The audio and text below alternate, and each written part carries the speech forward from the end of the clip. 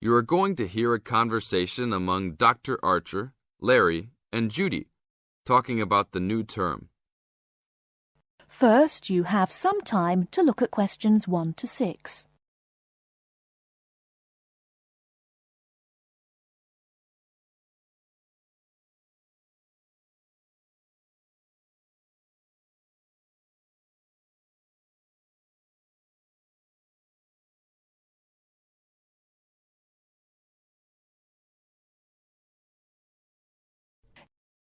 Okay, everybody, welcome back to the new term. I hope you've all had a good break and that you're keen to start on your research project. What I'd like to do this morning is to give you a chance to ask questions about the project, requirements, ways of approach, how to get help if you need it. Today is informal. It may be already written on paper, but it's nice to have an opportunity to have it confirmed. So, any questions? Dr. Archer, is there a confirmed due date yet to hand it in? Yes, I can now confirm that it's 16th of July, not 15th, as first advised. Okay? And what about the word limit? Well, there is some flexibility on this, but in general it's 8 to 10,000 words. Ah, I see. And you can choose your topic, anything from years 2 and 3. Yes? I still can't work out what I want to do it on. In that case, you should see your course tutor to agree on your final topic, and you should also be aware that there is special assistance available at the library on library resources if you need help on that. Can I just check on the deadlines for everything? Certainly. Look, let me write it on the board when each stage should be completed. First of all, you've got to work on your basic project outline, and that's due in to your course tutor by 21st of February. Which is only 2 weeks away, so you need to get cracking on that. Do we have to include a full reference list by then too? No, your reference list is due on 6th of April, which is 1 week later, so you have time to discuss this with your tutor.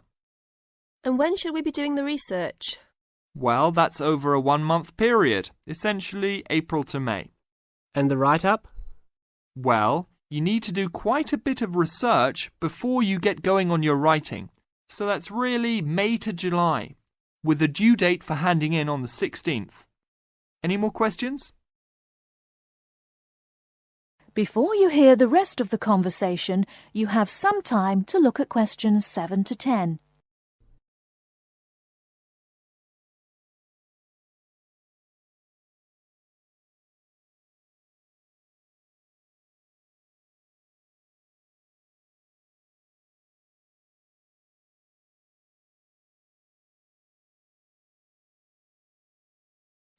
Now listen and answer questions 7 to 10. Well, sir, just some advice really. It's about the research approach. Would you advise us to use some case studies? Well, Larry, I know these can be difficult to arrange sometimes, but I really feel they are of great benefit in this subject. You can always talk to your tutor if you're having difficulty. Yes? I've looked over some previous research projects that are in the library. Is that a good idea, sir? I heard. Okay. I don't think you should go through them in detail, especially at this early stage, or you might end up being influenced by them more than you realise. But yes, it really is about the best guide you can have to what's required to what's expected in this type of project. Sorry, Judy, I butted in on you. That's all right. It's just that I noticed one project was a joint one. They worked together as a pair. Is that a good idea? Yes, I remember that paper.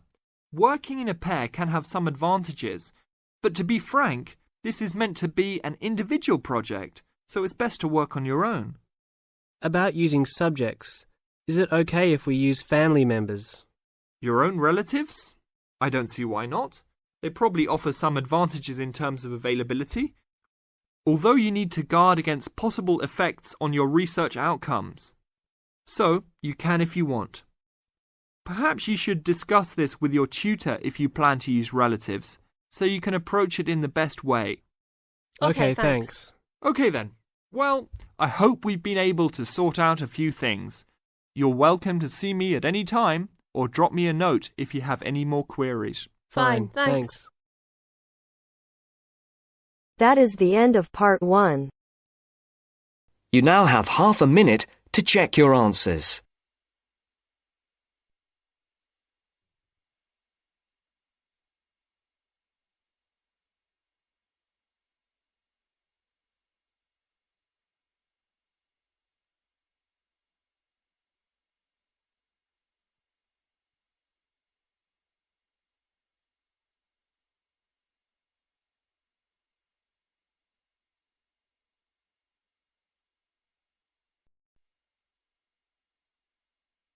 Now turns to part 2.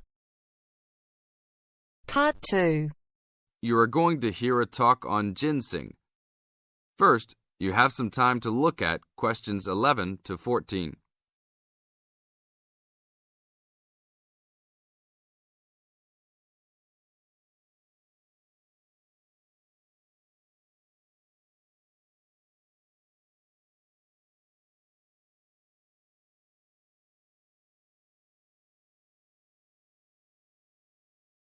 Now listen to the tape and answer the questions. Good morning. Today we'd like to talk with Mr. Schumacher of Kaiser Farms. Mr. Schumacher, what is in ginseng that makes it so special? Thanks. The key elements in ginseng are the active ingredients known as ginsenosides. All true ginseng products on the market contain a certain percentage of ginsenosides, and a number of factors determine how much. The age of Wisconsin ginseng when harvested plays a major role in determining the natural level of ginsenosides. Tests have shown that the older the plant, the higher the ginsenoside content. 5-year-old Wisconsin ginseng plants have had ginsenoside levels as high as 20%. As a family operation, one of our strategies in producing the highest quality product available is to only harvest 4- and 5-year-old roots. The majority of Wisconsin ginseng harvested is 3 years old. The reason for this is that the expenses to care for and the possibility of disease increase as the plants become older. By limiting the amount of ginseng that we plant each year, we are able to provide the necessary attention and care to produce the highest quality 4- and 5-year-old roots.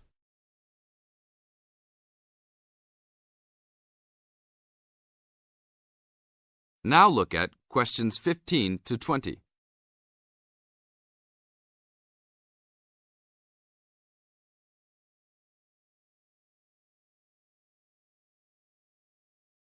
As the talk continues, answer questions 15 to 20.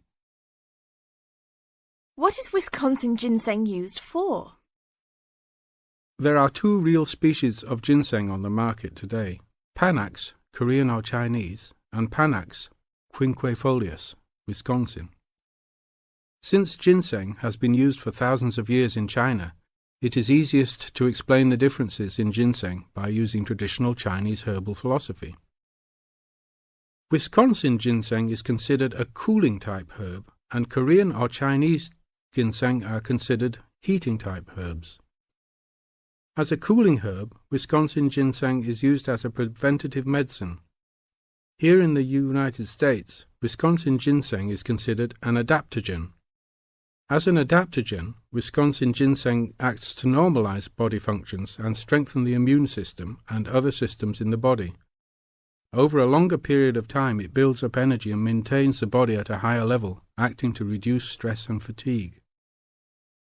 As a heating herb, Panax ginseng is used more as a stimulant and is often prescribed in China when the body is recovering from an illness and is worn down and in need of a rapid boost of energy. It is only recommended to be taken over short periods of time and not continuously. Wisconsin ginseng is considered the premier ginseng in China because it can be taken on a continuous basis and acts as a preventative-type medicine by slowly building up the body. Wisconsin ginseng fits in perfectly with the Chinese herbal philosophy of preventative-type medicine. Unlike here in the US, where we often wait until we are ill to seek medical attention, the traditional Chinese medicinal philosophy concentrates on building up the body to prevent illness. Based on the way Wisconsin ginseng has been prescribed in China, it is the correct ginseng to be taken for the majority of the consumers. Travel to China and see firsthand the ginseng that is considered the world's finest ginseng. That is the end of part 2. You now have half a minute to check your answers.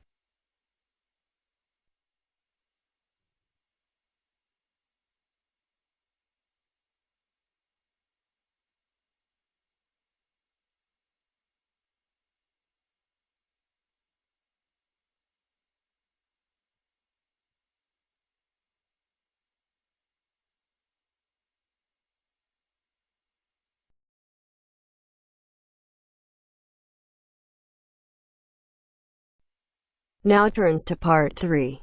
Part 3.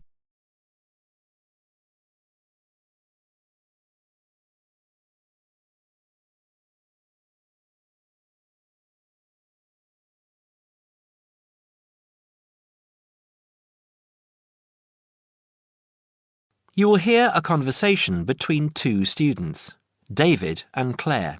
First, you have some time to look at questions 21 to 24.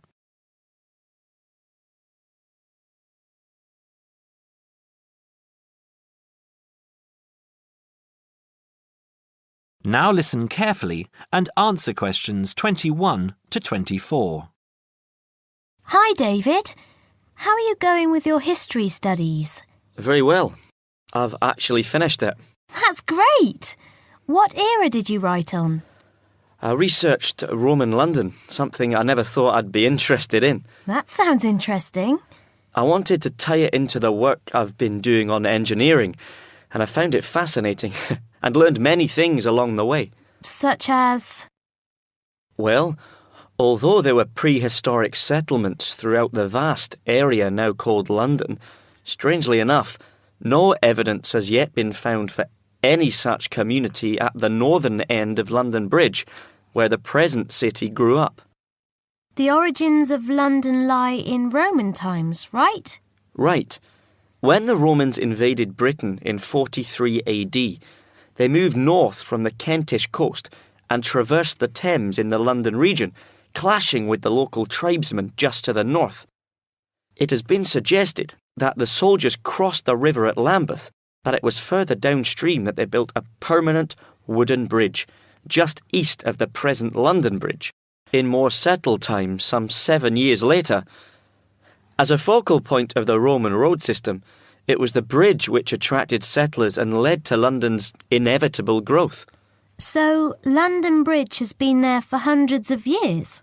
Yes, and though the regularity of London's original street grid may indicate that the initial inhabitants were the military, trade and commerce soon followed. The London Thames was deep and still within the tidal zone, an ideal place for the berthing of ships. What other industry did they have? Well, as the area was also well drained and low-lying, it was geologically suitable for brick-making. There was soon a flourishing city called Londinium in the area where the monument now stands. Londinium? That's Latin. That's what I thought too, but the name itself is Celtic, not Latin, and may originally have referred merely to a previous farmstead on the site. Before you hear the rest of the talk, you have some time to look at questions 25 to 30.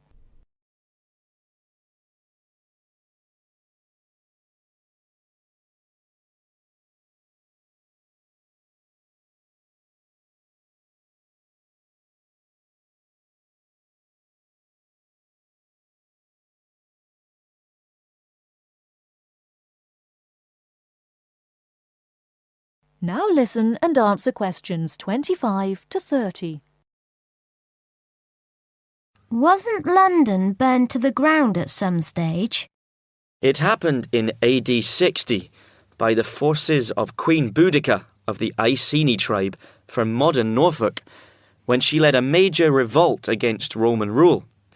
The governor, Suetonius Paulinus, who was busy exterminating the Druids in North Wales, marched his troops south in an attempt to save London, but seeing the size of Boudica's approaching army, decided he could not mount an adequate defence and evacuated the city instead. Not everyone managed to escape, though, and many were massacred.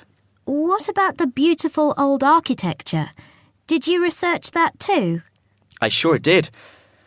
The major symbol of Roman rule was the temple of the imperial cult. Emperor worship was administered by the provincial council, whose headquarters appear to have been in London by AD 100. A member of its staff, named Anancletus, buried his wife on Ludgate Hill around this time. Pagan worship flourished within the cosmopolitan city. A temple to the mysterious eastern god Mithras was found at Bucklersbury House and is displayed nearby. I quite like St. Paul's. Traditionally, St. Paul's Cathedral stands on the site of a temple of Diana. Other significant buildings also began to appear in the late 1st century, at a time when the city was expanding rapidly.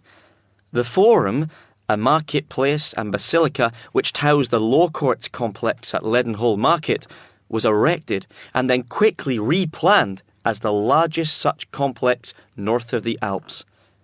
The Forum was much bigger than today's Trafalgar Square. Who was in charge of all the town planning at the time? Procurator Agricola. He encouraged the use of bathhouses and had a grand public suite made, which is now being excavated in Upper Thames Street. They were as much a social venue as a place to bathe. There was a smaller version at Cheapside, and in later centuries, private bathhouses were also built. Another popular attraction was the wooden amphitheatre, erected on the northwestern outskirts of the city. It's possible that gladiatorial shows were put on here, though lesser public sports, like bear baiting, may have been more regular. I thought that happened mainly in the Colosseum in Rome, but I guess London being settled by the Romans explains their lust for blood. That is the end of part 3. You now have half a minute to check your answers.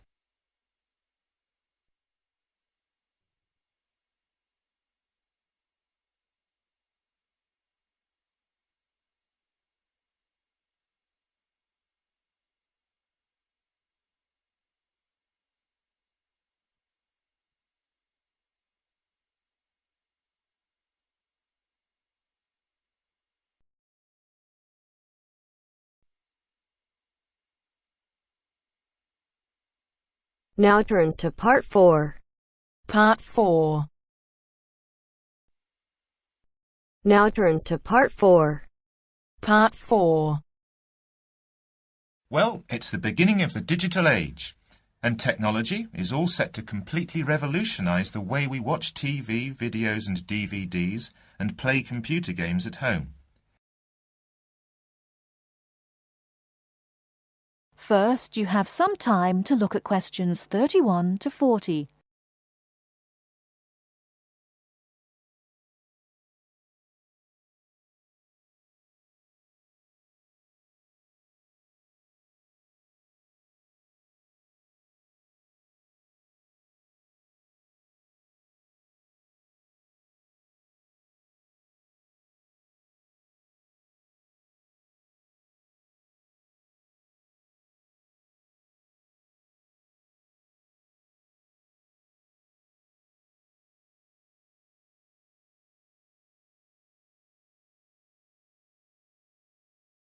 Now, listen carefully and answer questions 31 to 40.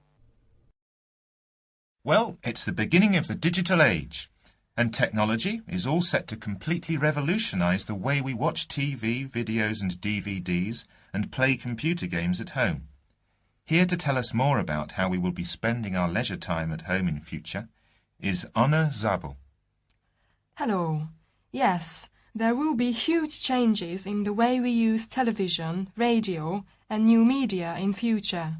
By this I mean we will be able to do what we want, where we want and when we want.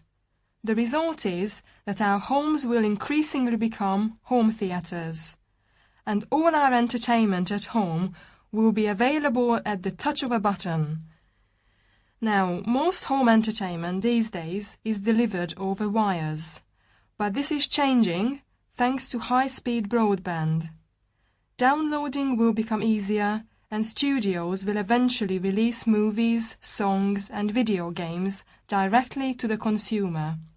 So, for example, instead of a film opening on the big screen and eventually appearing on television, video and the internet, it can appear in all formats at once.